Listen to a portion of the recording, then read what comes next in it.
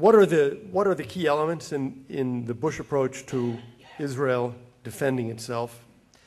First, the continuation of the U.S.-Israel alliance, including military aid from the U.S. Secondly, Israel's borders. You can find plenty of comments from President Johnson to Secretary of State Schultz, who has been here in Jerusalem, to many others, that the so-called 67 borders were incapable of defense and would change. I say so-called because the April 14th letter makes no reference to 67 borders. It refers to the 1949 armistice lines, which was another effort to show that these were not borders and that they would need to be adjusted. Now, that is not really new. As I said, I think that comes from President Johnson in '67. What's new, something that did come from Bush, was the clear statement that developments on the Palestinian side, namely the replacement of a corrupt terrorist leadership with the capability and the willpower to fight terrorism, was central. If you remember the language of the roadmap, which, as Dore says, we were all supposed to be bound by to this day, it didn't say fight terror. It said dismantle terrorist organizations. This was, the language of the 2004 letter was a follow-on to what President Bush said in June of 2002. He said, I'll read this 4 or 5 sentences because it's a reminder of what the U.S. policy was. I call upon them, the Palestinians, to build a practicing democracy based on tolerance and liberty.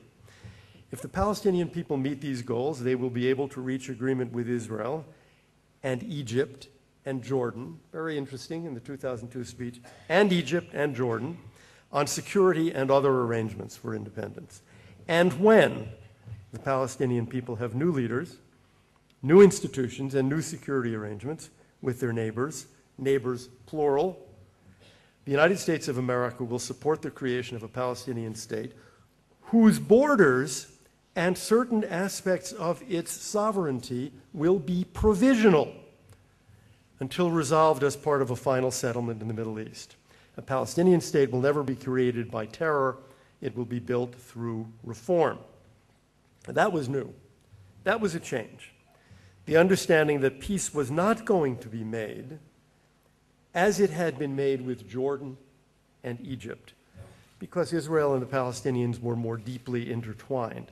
Security for Israel depended then also on what happened inside Palestinian society.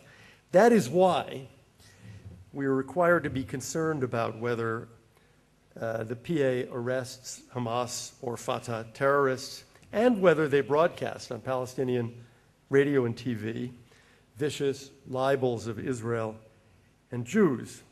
This argument about what we've come to call incitement is not trivial.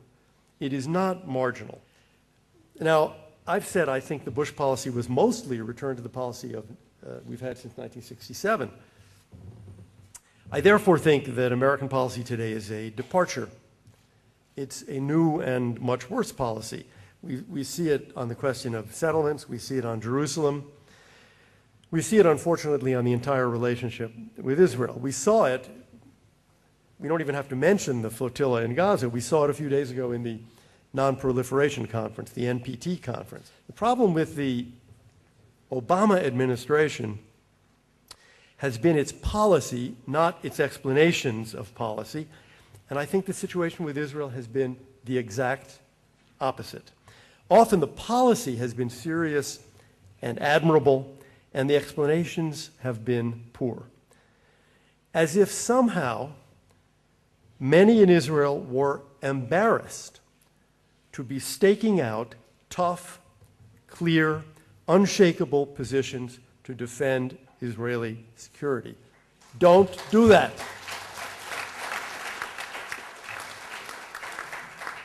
For one thing, you make it far easier to find supporters when your own positions are clear. For then, your friends can understand that these were positions taken by all governments here, Labor and Likud and Kadima, by prime ministers left and right, and supported by presidents of the United States, left and right, for decades. So I conclude where I began: back to basics and no apologies.